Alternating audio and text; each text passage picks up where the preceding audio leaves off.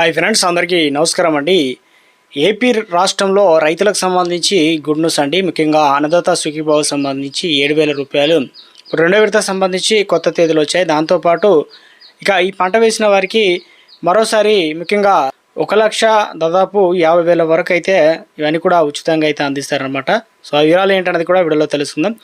వీడియోని చివరి వరకు చూడండి, అర్థమవుతుంది. మరోసారి ఛానల్ వస్తే తప్పకుండా సబ్స్క్రైబ్ చేసుకోండి. చూస్తున్నారు కానీ లైక్ చేయడం మర్చిపోతున్నారండి, వెంటనే లైక్ చేయండి. వివరాలకి అయితే వెళ్ళిపోదామండి.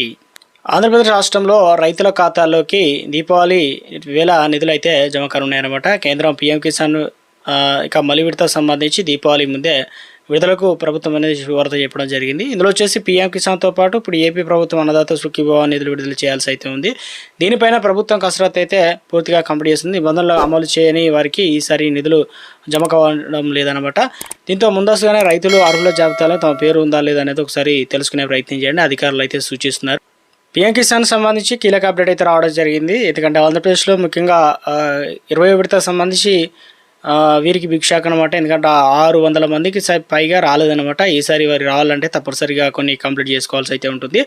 సో అందులో వచ్చేసి ఈకేవైసీ, ఆధార్ కార్డు, అదేవిధంగా ఎన్పిసిఐ లింక్ అయిందా లేదా ఒకసారి చూసుకునే ప్రయత్నం చేయండి. దాంతోపాటు ఇక మీ బ్యాంక్ అకౌంట్ రన్నింగ్లో ఉందా ఒకసారి చెక్ చేసుకునే ప్రయత్నం చేయండి.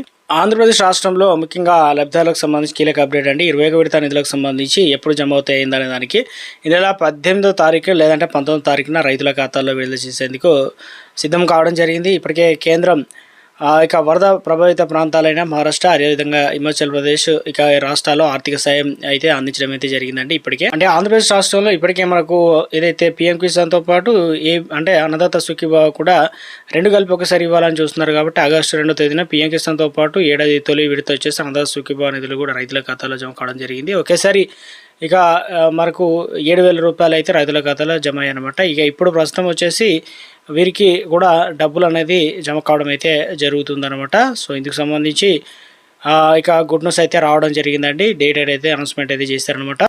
ఇక ఈ రకం సాగు ఎవరైతే చేస్తారంటే మునగ సాగు ముఖ్యంగా చూసుకున్నట్లయితే ఉపాధి హామీ పథకం ద్వారా మునగను ప్రోత్సహిస్తున్నారు. ఈ పథకం ద్వారా వచ్చేసి గుంతలు తీయడంతో పాటు విత్తనాలు ఇవన్నీ నాటడం, నీళ్లు పోయడం వంటి మొక్కలు పర్యవేక్షణ వంటివి కూడా చేస్తున్నారు అనమాట. డబ్బులు పనులకు కూడా డబ్బులు అయితే చెల్లిస్తారు. కాబట్టి 25 సెంట్ల నుంచి ఎకరం వరకు మునగ మొక్కలు పెంచుకోవచ్చు అనమాట. 4 నెలల్లో కోతకు వచ్చే మునగ ఆకు పంట ద్వారా ఎకరానికి ఏడాదికి 4.5 లక్షల వరకు ఆదాయం కూడా వస్తుందని చెప్పేసి అధికారులు అయితే అంచనా వేస్తున్నారన్నమాట.